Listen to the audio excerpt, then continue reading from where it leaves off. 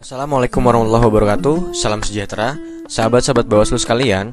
Pada kesempatan kali ini, kita akan berdiskusi tentang koordinasi dalam pelaksanaan pengawasan. Pengawasan dapat dilakukan dengan 1. Pengawasan langsung, 2. Investigasi, 3. Analisis dokumen. Dalam melakukan ketiga hal tersebut, koordinasi memiliki peran penting dan dapat dilakukan pada saat sebelum pelaksanaan pengawasan, di tengah-tengah pelaksanaan pengawasan, dan di akhir setelah melakukan pelaksanaan. Koordinasi dalam pelaksanaan pengawasan memiliki dua bentuk.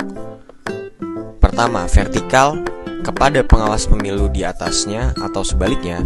Yang kedua, horizontal kepada stakeholder atau pemangku kepentingan. Koordinasi dalam bentuk vertikal dilakukan kepada jajaran pengawas pemilu di atasnya atau jajaran pengawas pemilu di bawahnya.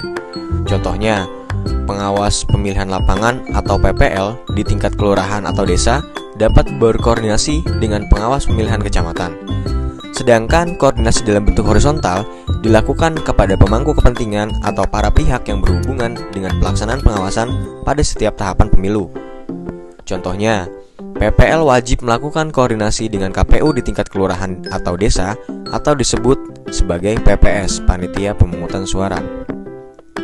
Kemudian, koordinasi pengawas pemilu di atasnya atau sebaliknya bertujuan untuk mengkonfirmasi hasil pengawasan mengandung dugaan pelanggaran atau tidak, menindaklanjuti hasil pengawasan, melaksanakan teknis pengawasan sesuai dengan ketentuan peraturan.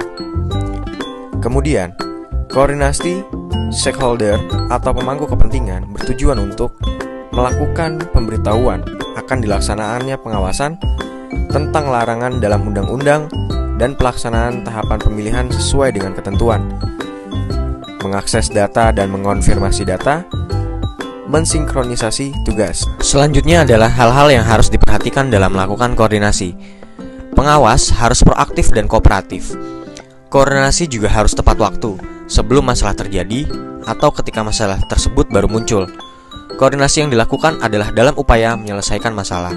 Dan yang paling penting sebelum koordinasi harus tersedianya bahan laporan atau data hasil pengawasan.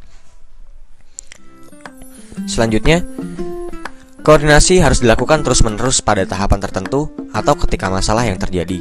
Singkat, padat, dan jelas. Dan terakhir, harus dipantau perkembangannya, bagaimana hasil dan tindak lanjutnya pasca koordinasi berlangsung. Kemudian, praktik pelaksanaan koordinasi. Pengawas di tingkat kelurahan atau desa atau PPL melakukan koordinasi dengan PPS pada proses pencocokan dan penelitian dan tahapan pemutakhiran data pemilih. Gunanya untuk menyampaikan peta kerawanan, pemilih yang belum didata, pemilih yang tidak memenuhi syarat karena telah pindah domisili untuk dicoret. Pengawas kelurahan atau desa berkoordinasi dengan pihak pemerintah daerah di tingkat kelurahan atau desa atau RT dan RW untuk mengkonfirmasi kebenaran data pemilih berdasarkan hasil pengawasan. Hasil pengawasan dan konfirmasi data dapat dikoordinasikan kepada PPS untuk dilakukan saran perbaikan. Selanjutnya, berkoordinasi kepada pengawas di tingkat kecamatan atas temuan hasil pengawasan dan tindak lanjut hasil pengawasan. Selanjutnya, pengawasan kampanye. PPL melakukan koordinasi dengan para ketua partai atau tim sukses paslon tingkat kelurahan atau desa untuk mengkonfirmasi jadwal pelaksanaan kampanye yang PPL dapat dari pengawas di tingkat kecamatan. Melakukan komunikasi yang baik untuk menyampaikan hal-hal yang dilarang dan dibolehkan selama berlangsung agar menghindari adanya pelanggaran yang terjadi. Bila mana PPL menemukan ada praktik pemberian uang atau barang, PPL melakukan koordinasi kepada pengawas di tingkat kecamatan untuk dilakukan konsultasi dan pendampingan penanganan pelanggaran. Kiranya sekian materi tentang koordinasi dalam pelaksanaan pengawasan. Semoga dapat bermanfaat dan terima kasih. Assalamualaikum warahmatullahi wabarakatuh.